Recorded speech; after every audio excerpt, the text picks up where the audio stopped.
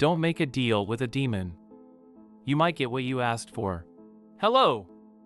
I am a man of many interests, mainly history and anthropology, but recently I was drawn to the darker stuff, you know? So I went into the rabbit hole of demonology, cults, etc. I didn't really believe in it, still don't know if I do, but when I told a pal of mine, he contacted an old friend of his who claimed to have had a real and vivid experience with a demon. I thought you guys might like that, so I asked her if I could share it here. She agreed. So here it is. It had been a lush summer day, the purple clouds cutting through the serene blue-yellowish sky. My mom had helped me unload the sleeping bag and the rucksack with spare clothes, toothbrush, snacks, etc. Before we went to the door, she hugged me, which made me feel a wee bit uncomfortable. I was 14, for Christ's sake, not a child, so I pushed her away. She wasn't angry, I guess she knew that's how teenagers are. Today, I wish I had hugged her longer. No, I wish she had stayed firm and hadn't allowed me to go. I wasn't allowed at the beginning, but when she heard Dad would work longer because he had to finish the project, she suddenly decided I would be allowed to go. He had finished the project weeks ago. He had told us. He really was going to the pub, something I knew, something she knew, and, I am sure of it, something he knew we knew. I guess that, just for once, she didn't want me to hear the screams, the endless arguments, the sobbing, seeing her standing in the bathroom, telling me it was fine, that she had fallen, that I should go into my room, or, when Dad hadn't been at the casino, to the mall. We rung the doorbell, and a lanky man in business clothes opened the door. The round small glasses made him look like a teacher. Ah, look who it is, Lil Amber. God, you've grown. Me, hey, Mr. Berg. Mr. Berg, come on, go inside, they're in the basement. I went past him, towards the door behind the stairs. I was always astonished by how neat and clean their house was. Mrs. Berg was a bit of a typical suburban mom, always in cool dresses and with styled hair. I guess they had the money. Not that we were unkempt, but it was like the whole house radiated peace. Yes, that's it. It felt peaceful. I heard Mr. Berg and my mom talk, but didn't pay it much attention. Typical parent talk. How are you? I'll get her at this and this time, blah blah blah. I walked down the wooden stairs into the basement. It wasn't like a typical basement, more like a hobby room. There was a bar, whose contents were denied to us with the help of a very big lock, darts, a billiard table, and a couch. My friends' things and sleeping bags were sprawled across the floor as the sound of music and the smell of bubblegum-flavored smoke hit my senses. Kelly had gotten a vape for her birthday. And there they were, my friends. Jasmine, whose parents' house we were at, Kelly, and Selin. A.M.B., it echoed through the basement. They got up and hugged me. What's up, guys? I asked. Jasmine, oh, all's good, all's good. Just that Mr. Strict locked the booze. Me, I guess that makes sense, we shouldn't DRI-. Jasmine, oh no, not you, too. Didn't even allow us a few beers. He's such a jerk. That was Jameen for you. Don't get me wrong, I didn't have anything against a good time, but I understood where he was coming from. I didn't try to give any contra, didn't care too much in the end. I went over to Kelly, who had cut her hair short into a pixie cut. Me, oh, look at you. Looking good. Kelly, aw, thanks. My mom hates it, though. Me, Dante, let her tell you how to dress or style. You have to be comfortable with it, not her. The others agreed. Kelly seemed to truly appreciate the encouraging words. I laid down my stuff, sprawled out my sleeping bag, and placed the snacks in the middle of our camp with the others. Kelly, you hear, Selin's got a boyfriend now. Me and Jasmine, oh.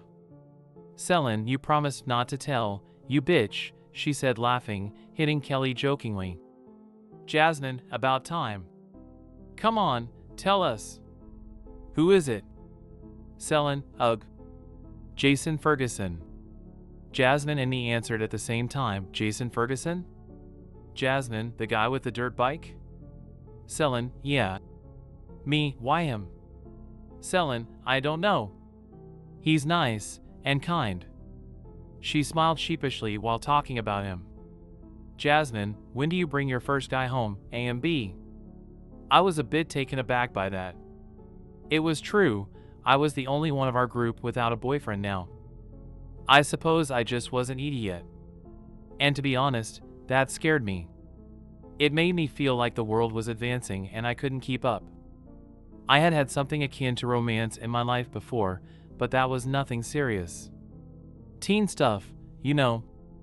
A card at Valentine's Day, sending heart emojis, but nothing that I or anyone else for that matter would consider a relationship. Kelly, oh, leave her alone. Jasmine, haha. Jasmine, what? And just asking questions. I sat between them, embarrassed, not knowing how to answer. So I didn't. Once she realized she hit a nerve, she backed down. Jasmine, I'm sorry, Ambassador, you know I didn't mean it like that. She smiled at me. And, once again, that was Jasmine for you. She wasn't cruel, just a bratty, but who wasn't from time to time at that age? Jasmine, and, anyway, after tonight, who knows? Maybe all our dreams will come true? As she said that, we all grew a bit more serious, but also excited.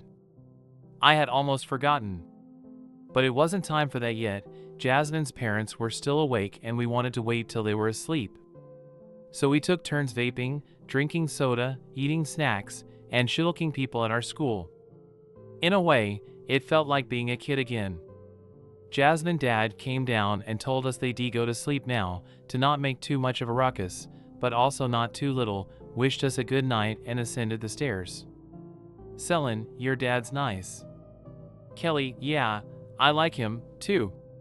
Jasmine, I knew Jasmine. She seemed weirdly dismissive, but maybe she was just angry over the booze thing. I didn't question it. And once we didn't hear anything from them, Jasmine opened the bag, with 4 candles, a tattered suit, and chalk inside. To be honest, when I saw the stuff, I grew a bit scared. This thing I only knew from stupid horror movies suddenly became more real, you know?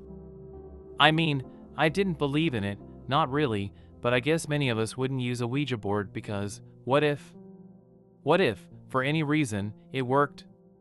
But as I said, I didn't really believe in it, and I wasn't going to be the one to chicken out. We placed the lit candles in a square, one in front of each of us, and Jasmine, who had found the ritual online, drew the smiballs on the suit and placed it in the middle. She then said something in some weird language, really unenthusiastically, and waited. And at first, nothing happened. And then it was like the color drained from the world. The flames at the circle began to flare up, discoloring from green to purple to blue, as did the chalk on the suit. Dark laughter and tortured moans filled our ears, and we all crawled back, as bone and flesh and sinew and skin began to violently twist and break and creak within the old suit. The flesh began to form into a crude mockery of a human being, the eye sockets and mouth hollow, as it writhed in blue flames sporadically erupted from the whirlwinds of sharp bones and muscles making it up. Then skin formed around its broken body, followed by hair, and the rest of it clothes. And in front of us stood a man. He was tall and lanky, with brown short hair and sharp features, his equally sharp teeth forming a smile, with his eyes laughing at us, mocking us. The old suit was now impeccable, made of some fine brown blackish material, nettle. Stripes and all, weird occult symbols adorning it at the sleeves and the neck and buttons. His pants were normal, but his shoes seemed to be made of some sort of reptile leather, with bronze or gold at the tips, shaped like skulls. He turned around a few times, looking at each of us, and I could tell that the others were just as dumbfounded as I was. He threw his arms to the side and then put his hand on his hips, as if to say so, I'm here. What now? Jasmine, hello? As she answered, he quickly turned around, startling her. Guy, oh, hello, darling. Jasmine, who are you? Guy, you tell me. You summoned me, after all. Jasmine, ugh, yeah, I guess. Guys. Kelly, are you a demon? Guy, depends on your definition. Selin, our definition of a demon? Guy, yes. Now our initial shock was replaced by annoyance. As weird as it sounds, his refusal to give straight answers was frustrating. Me, will you hurt us? Guy, depends on your definition, ha ha ha. No, I'm just kidding. Every move he made was like that of some actor, or maybe a ringleader. Like he was a comedian on stage. Jasmine, so, you no demon? Guy, oh, no. I am. As he said that, his iris flared up with blue flame and the air in the room grew heavier. Demon, just not of hell, I suppose. Heaven and hell are real. This wannabe just thinks he can lay claim to worlds because he's stronger than us. And beyond heaven and hell, my dear friends. This Lovecraft guy had some good ideas about it, though I suspect some off-me friends had a hand in his creative endeavors. We all looked at each other. These were two bombshells at once. Me, heaven and hell, are real? You joking. Demon, I'm a demon, floating in front of you. You tell me if I'm joking. He had a point. Kelly, so if heaven is real. As Kelly started to speak, he frowned, and again, the whole room grew heavier, and his form grew slightly off. As if something was writhing underneath his skin. Me, listen. He said with annoyed undertone. I'm not here to answer your dumb questions. You are meat puppets, there are things that are not. Comprehend? We nodded. Demon, so, are we going to make a deal or what? As he asked the question, I got goosebumps. Did he know, or did he just infer it? Jasmine, actually. Selin, we did want to make one. Well, we didn't think it would work, really. He answered with a sharp grin, no one ever does. Kelly, what, will it cost us? Demon, depends on what you want. Jasmine, we want to be all-powerful.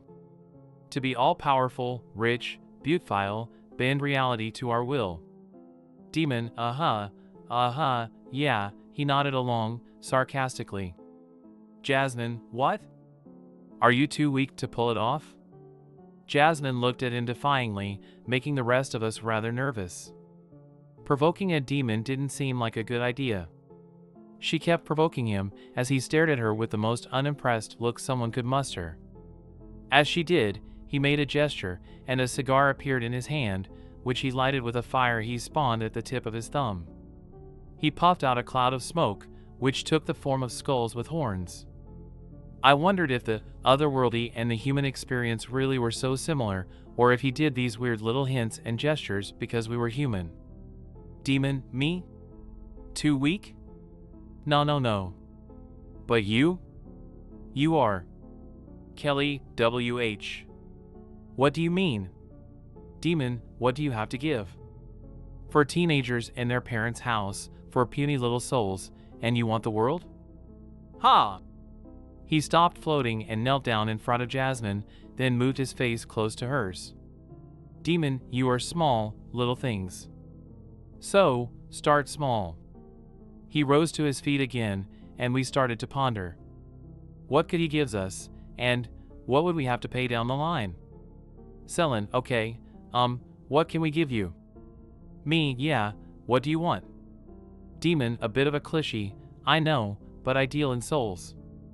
I became scared as he said that, even a bit offended. Our souls. Our innermost self? The thing that made us. Us? Me, we're not gonna give you our souls. Jasmine, yeah, screw that. He shrugged. Demon, doesn't have to be yours. Those who are free for you to give are fine as well. Those directly dependent on you, your workers, the people who live on your land, servants, slaves. He counted up a bunch of possible relationships, and then he smiled devilishly as he came down to the last one. Your loved ones. That was even worse. The people we love, who we trusted and who trusted us. To feed them to this, thing? We were silent for a second, then Jasmine, to my shock, said something I never expected. Jasmine, my dad. Every head turned towards her. Demon, oh, that's perfect. Jasmine? Kelly asked in a hushed tone. Jasmine, what? Fuck that piece of shit. He's cheating on my mom. She just walks around the house all day on painkillers with that fucking smile, like a fucking ghost. Kelly slumped down a bit as she heard that. Her initial protest vanished.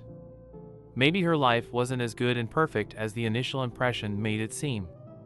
Demon, yes, a cheater.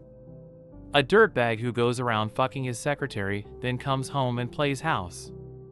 Oh yes, that's perfect. As the demon recounted the situation in such a vulgar manner, Jasmine winced, and to be honest, it hurt me a little bit, too. We moved over to her and tried to console her. As we did, patting her shoulder and telling her it's all right, he pointed at me. Demon, what about you? What about, Daddy? I was surprised by being singled out that way. I looked away, fearing he'd show everyone my family's dirty laundry. Demon, some dirty little drunk, who gambles away the money that should go to you and your mom. A strong woman who works 2 jobs TP support you, so utterly grinded down when he comes home and whacks in her teeth. What a pathetic sight when your poor mom lies over the toilet bowl, puking her wretched little guts out from crying so much. But the worst thing? Sometimes, sometimes, you despise her more than him for not leaving, for not standing up. He was now overjoyed with glee, almost doing a little dance of excitement as he recounted the details of my life. My thoughts raced, but laid out like that, he did make sense. I wanted him gone so often, sometimes, in my darkest, most private moments, when I walked into the living room with him passed out on the couch. How easy it would be to, but then I didn't. I thought that I was better than that. But now I realized, it wasn't virtue that stopped me, it was cowardice. So as this devil whispered into my ear, I couldn't help myself. I agreed.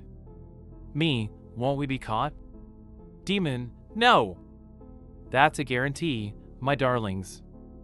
They will be goners, and you, How does eternal beauty sound like? Eternal beauty? What 14-year-old girl wouldn't dream of that? In retrospect, none of us were really ugly, but to us, with our hormone-ridden insecurities, it did sound like a dream come true. None of us answered, so the demon pointed at Selin. Demon, what about, Mummy? Selin, what? No! I love my mom. Demon, these two love their dads, even if they wouldn't admit it. That's the whole point. He was right. Even if he was a drunk, a bastard who beat my mom, I couldn't deny it. He was still my dad. He was the man who carried me on his shoulders at the zoo, who taught me how to ride a bike, who called me treasure, though I cringed at it since ID turned 11. Maybe that's why it hurt even more when he did what he did when he was drunk. I kept listening as he continued to berate Selin. Demon, you love her, you do. But, maybe exactly because you love her, wouldn't it be a mercy to release her? The cancer in her chest has already spread, it's eating her alive.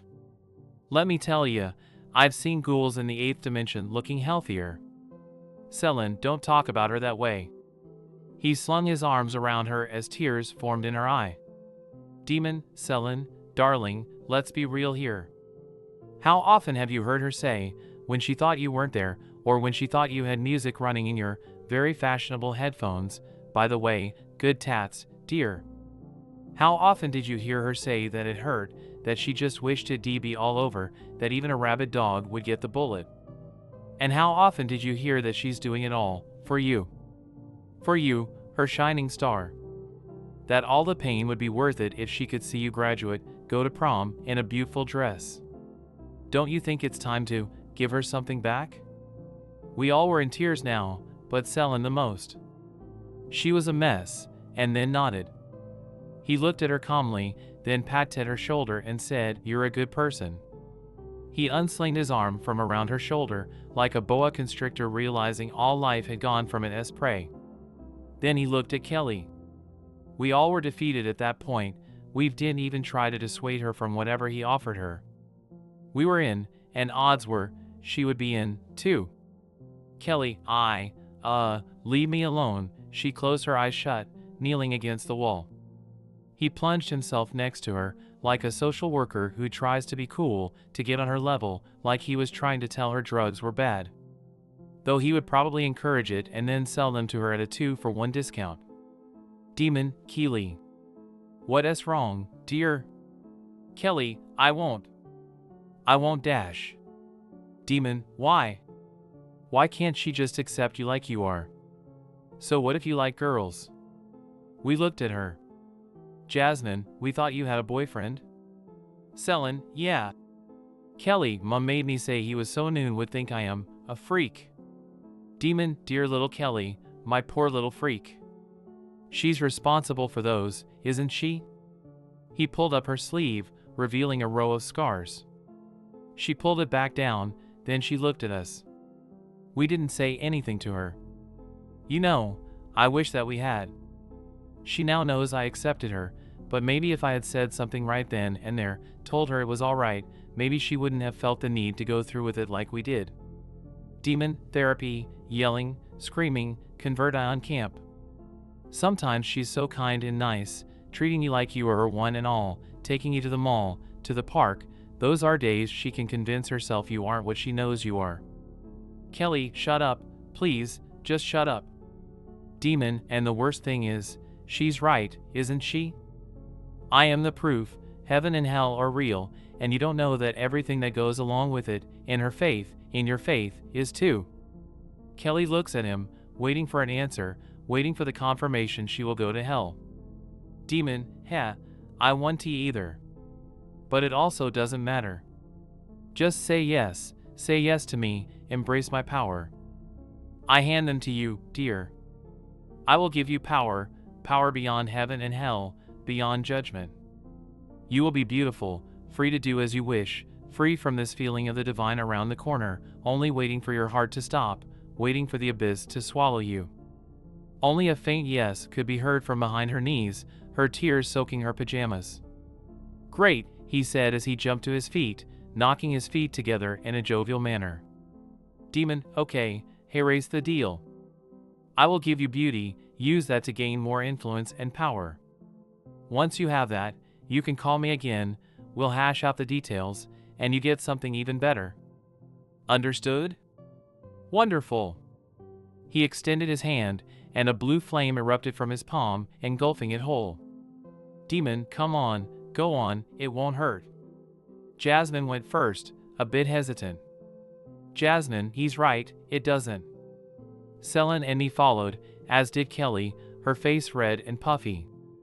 The demon smiled while shaking our hands, and after a few seconds, the flame went out. Jasmine, did it work? Demon, sure did, sweetie. As the demon said so, we heard steps coming from above, and a voice calling down the stairs. Girls? Jasmine, Dad? Don't tell me. Demon, enjoy the show. Jasmine, no, I don't want to s. Mr. Berg walked down the stairs, his business attire exchanged for a white t-shirt and jogging pants. Mr. Berg, hey, sorry to interrupt, girls. I just got hungry and wanted to go get a midnight snack. You want anything? We all looked at the demon, and then at Mr. Berg. Demon, don't worry, he can't see me. Mr. Berg seemed a bit weirded out by our attitude. Mr. Berg, everything's all right? You guys look like you've seen a ghost. At this question, Selin began to gasp for air and cry as the demon's laughter began to fill the room. Mr. Berg seemed startled, so he stepped forward. Hey, everything's good? Sorry, Selin, I didn't mean to. He turned to Jasmine and me and whispered, with her mother and all, poor girl. I didn't mean it. Jasmine, now you're sorry? Mr. Berg, hey, what's this all about? Jasmine, well, you can apologize to others, that comes easy to you, huh? But then just lie to your own wife and daughter, you fucking cheater. Jasmine exploded. I understood her reaction. If I had been her, in front of my father, in that situation, I don't know if I could have kept it together, too. Why was this man, why were all our parents, less sensible to our feelings than a literal demon? He mocked us, yeah, he was cruel, yes, but what he said just hit the core of what troubled us, you know? Between this feeling of impending doom, the demon's laughter, the crying, the guilt, the excitement, who hadn't lost their cool? Mr. Berg went through a variation of emotions on the spot. I could tell. Surprise, shock, embarrassment, anger, a deep-seated, almost hateful, white-burning anger, understanding. He moved his hand through his hair, and then looked at his daughter the most empathetic and understanding way a man could muster, I think. Mr. Berg, of course you know. Jasmine cried out, yes, I fucking know. Of course I fucking know. Look at you. Gleaming every fucking day while Mum wastes away. You think I couldn't tell? Mr. Berg, your mum knows. We tried to keep it away from you. Jasmine, well, you aren't fucking subtle. Mr. Berg looked like he wanted to yell at her. Like a father who doesn't tolerate his child speaking to him in such a manner. But he didn't. She was right. He was wrong. And he knew it. Mr. Berg, listen. Jasmine. He paused, contemplating his next words very carefully. I fucked up. I fucked up and there's no correcting my mistake. Me and your mum, we. No, I won't talk about your mum. She should tell you yourself. All I want you to know is that, we love you, I love you, and we'll. I'm sorry, dear. Anger was written across Jasmine's face, but I think I also saw contemplation and fondness behind the anger and tears. Jasmine, I'm sorry, too, Dad. Mr. Berg, you don't need to apologize for any dash. Mr. Berg's warm smile faded instantly. He got up from his knees and looked around. Mr. Berg, why is it so hot in here? We all were taken aback by that. We suspected it was the demon's doing, I think, but the way he changed from this regretful father to this annoyed, uncomfortable dude was weird nonetheless. He walked to the heater next to the stairs and touched it. Mr. Berg, no, normal. Geez, why is it so hot in here? Aren't you guys hot? We shook our heads. I guess we just waited for it to happen. We could have warned him, told him, but I felt like it wouldn't have done anything. Also, like it wasn't our place to tell him. This was Jasmine's deal. It also still felt like a dream, like it wasn't real.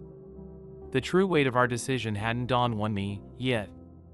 Mr. Berg began to grow more erratic, searching for the source of this heat, his white shirt growing dark around his neck and armpits. Mr. Berg, goddammit, why is it? You guys don't feel it? Why is it so hot? Jasmine, Dad.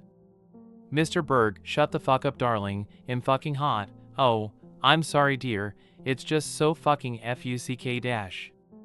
He ran past us, throwing up our bags and snacks, desperately searching for the source of the heat he claimed to feel. Jasmine tried to stop him, but he pushed her out of the way. Jasmine, Dad.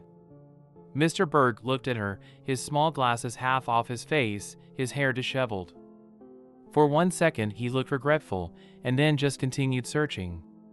Jasmine stood up and grabbed the demon's arm. Jasmine, stop it, stop it. I take the deal back, fuck it, I give you my soul, whatever it is you're doing dash. Demon, no taxi backsies, this is happening. As he said so, a bag of popcorn appeared in his hand and these blue and red 3D glasses on his head. She let him go and walked up to her dad, and as she did, he stopped searching. He stood with his face to the wall, then turned around, a small smile on his face. He walked to the beginning of the stairs, while Jasmine tried to stop him. Dad, STO Dad. Mr. Berg, please let go of me, dear. Jasmine did as he said, then asked, are you better now? He smiled at her, then just opened his mouth. He looked like his brain went to standby. He made a weird noise, a small moan escaping his mouth, drool pooling up at his feet. Jasmine moved her hand to hold his. Jasmine, Dad? Mr. Berg immediately went up in flames. Instantly. Starting at his center, engulfing his body in a second. The heat hitting our bodies was bad, the smell was worse. I ran up to Jasmine and pulled her into a corner with the others, while Mr. Berg screamed, flailing his arms around. I don't know how long it took for him to stop. Could VE been a minute, could VE been 10. But as instantly as the fire had started, as instantly it stopped, leaving only behind a perfectly shaped, black, human silhouette burned into the carpet and a wedding ring at the silhouette's left hand. We all were in shock. Jasmine, of course, the worst. I held her and patted her head while she shook forth and back in my arms. I had closed my eyes for the most part, but not my ears. Mr. Bird's shrill screams still echo in my head from time to time. As does the laughter. This unhinged, carefree, amused laughter. You know, I think it would have been enough. I mean, of course it was. Or maybe not, now that I think about it. Maybe we deserved it. But either way, the demon walked up to us one last time and decided to mock us. Demon, Amber, your dad just had a broken off bar stool rammed up into his brain through his nose by a bunch of loan sharks. Kelly, your mom just had a horrifying car crash. Her face was ripped off, now decorating a stop sign. She bled out, while her organs spilled out on the fucking asphalt. And Selin, haha, no. Haha, how terrible, what the fuck. Haha. No, haha. She just got cut up by a stalker who snuck into her hospital room, haha, no, how awful, haha. He wiped a tear from his eye. Demon, anyway. Deals fulfilled. See ya. He disappeared into blue flame. And that was that. Maybe we should have done something. Call our parents, call Mrs. Berg, find a way to. I don't know. Reverse the spell? But we didn't, we just curled up and slept. The next day, I was greeted by a black stain in the carpet and the three most beautiful faces I had ever seen. Mrs. Berg came down to wake us, scolding us for staining the carpet and using her makeup. The police arrived soon after, telling us of our parents' demise. We knew already, of course. But it still stung. Mrs. Berg found out her husband was dead soon after. I don't know what Jasmine exactly told her. I didn't ask. All I know is she would sometimes speak up at community meetings or the church, rambling on about the dangers of spontaneous combustion. Kelly moved to relatives nearby after her mom had died. They didn't judge her for her love life, she said she lost that fear of damnation, for that. But gained many, many others. Selin broke off contact after what happened. Walked out of the Berg's house and... that was it. What about me, you ask? Well, life became easier in some ways, that's true. Boys ran in the doors for us, we became popular. Mom had a breakdown after what happened. She would always tell me that she only loved him. That he was a saint. She isn't any happier than she was before. What can I say? Don't make a deal with a demon. You might get what you asked for.